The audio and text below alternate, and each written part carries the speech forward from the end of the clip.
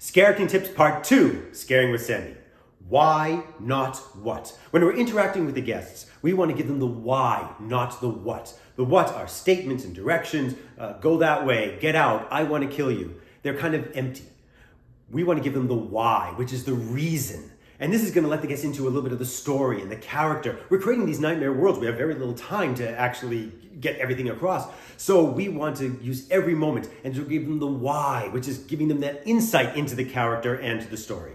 So for example, be quiet. Instead of saying be quiet, I could say, the zombies can hear you. I'm still telling them to be quiet pretty much, but I'm also telling them that there are zombies. These zombies are noise reactive, and there's a reason to be worried about these zombies. So in other words, instead of just saying be quiet, I'm letting them into part of the story, part of this world. I'm using the why, not the what. But wait, what if my character wants them to go away?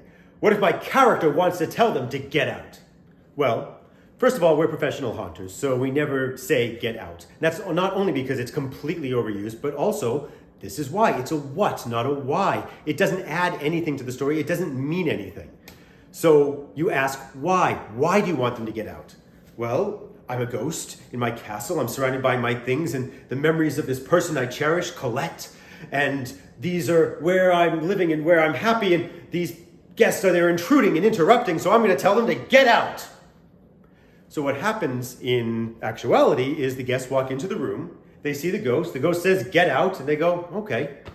Because whatever backstory is going on, whatever this amazing story that you've prepared is happening, the guests get absolutely none of it because what you said was get out. Now, on the other hand, instead of giving them the what, you give them the why. The guests are walking in and her memories belong to me. Now, the guests feel the same thing. They're still feeling they're not wanted here, but now there's story. There's something going on here. This room is important to this character. And so now they're in the story, they're involved in the story, all because we gave them the why instead of the what. Another way to think about this is in terms of character. Asking somebody to do something or giving them a direction is a very direct way of communicating. Give me that pencil. It's very direct. These characters, to me, are not always that capable. And if you think about it, these characters are a little bit off and they're demented and they have different ways of thinking about things. And perhaps instead of that sort of direct action, if they just kind of say kind of what's on their mind, I need to write something. And that way, once again, it's part of the story rather than a direction, rather than a character that's completely in control and saying, well, this is what I want them to do, so I'm going to tell them exactly what I want them to do. It's more along the character that's trying to express themselves, but not doing it perfectly. So it makes it a little bit more interesting, once again, giving them the why instead of the what. K-I-S-S, KISS. Keep it simple, stupid. Or as my Uda Hagen acting teacher used to tell me, keep it simple, stupid. Scare acting, like every other type of performance, is about communication. It's about expression. We want the guests to understand things. We're building these stories, these nightmare worlds. We want them to understand. And the best way to do that is to make choices of what we're going to express that express these things that we want them to get. In other words, making simple choices. If I am a homicidal maniac, I'm going after them. I'm making it. It's a simple choice. They understand it. That's very clear. The simpler it is, the easier it is to understand. Now, that's not to say that you shouldn't be using, nuances in how the character moves and how the character walks and what the character's intentions are. In fact, you can even have conflicting intentions. The character could want them to think that they're fine, but there's something wrong there.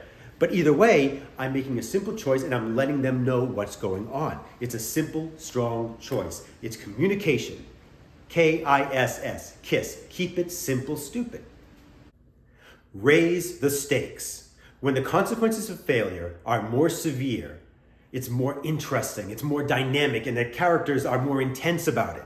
Raising the stakes can really help define a character. Now, we already kind of do this with guests. They come in and we go after them and we're kind of threatening to kill them or do something horrible to them.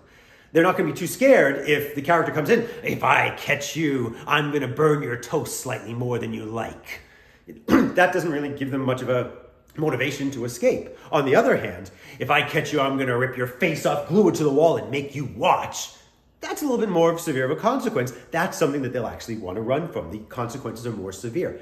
And we can do this with our characters as well. The characters should have been going through something a little bit more horrific, a little tougher on them. Or the consequences for their failure could be higher. So for example, let's take a backwards cannibal killer. If I don't catch and kill a body, it's leftovers again. Pizza, okay.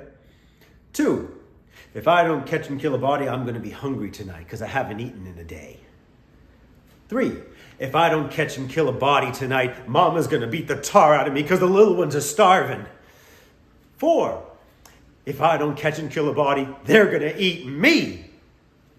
Which one of these, of course, has the highest stakes? Well, number 4. So that character would be the most intense, the most driven to actually catch that body because they're gonna get eaten themselves. Now, it doesn't mean you have to raise the stakes to the point that you break the entire story. If it's a family of cannibal killers, they're most likely not gonna eat their own son just because he failed. On the other hand, getting the tar beating at him and the little one starving, those are still pretty high stakes. So raise the stakes. This will help define the character. And this goes back to why, not what, again. So for example, this cannibal killer, I'm gonna kill you, doesn't tell any of that story. You still want that story to come out, why the stakes are so high. So instead of I'm gonna kill you because I wanna kill you, you're telling them why you wanna kill them. Because Mama's gonna do, and whatever it is, you're telling the story, you've raised the stakes, and you've made simple choices direct and getting that story across. Scareacting Tips Part II, Scaring with Sammy.